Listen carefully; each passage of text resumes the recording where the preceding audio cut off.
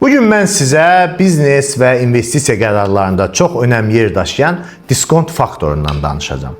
Təbii ki, çalışdığım qədər daha asan və sadə formada izah etməyə çalışacağım. Diskont faktorunun əsas aparılması maliyyə sahəsində olur və təbii ki, hər bir sahibkarın, investorun bu anlayışı bilməsi və bu riyazi göstəricidən istifadə etməsi mütləqdir. Ümumiyyətlə, diskont faktoru bizim bugünkü pulun gələcəkdəki pula nisbətini göstərən bir göstəricidir. Hansı ki, bu günləri bizim əlimizdə olan 1000 manat və yaxud da gələcəkdə bizə təklif olunan 1000 manat arasında nə kimi fərq var? Təbii ki, biz hər zaman seçimimiz bugünkü gündə əlimizdə olan vəsaitdir. Çünki biz bilirik ki, mən bu günləri hər hansısa bir 1000 manatı əldə edirəmsə, növbəti il üçün əldə olacaq 1000 manatla eyni dəyərə, eyni nisbətə, eyni məbləğə, eyni gücə sahib deyil. Çünki mən ən azı bugünkü əlimdə olan vəsaiti aparıb hər hansısa bir banka depozit şəklində yatırsam, bir ildən sonra deyək ki, 5%-dən artım olsa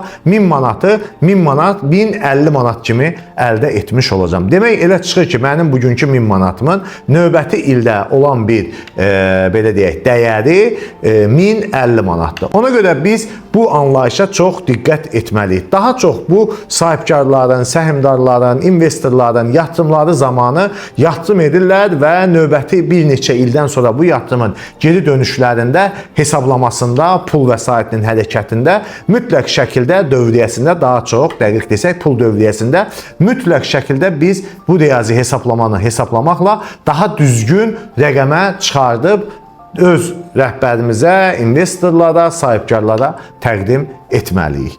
Bu bizim bugünkü yatırımımızla növbəti dövrlərdə o yatırımdan əldə edəcəyimiz pul vəsaitlərinin daha düzgün izahını bizə göstərəcək və bununla da daha etibarlı nəticələr əldə olunacaq. Buna biz diskont faktoru deyirik və diskont faktoru kimi biz banklarda olan faiz, depozit faizlərindən və yaxud da ölkənin statistikasına görə inflyasiyalarla ölçüb rəqəmi götürə bilərik.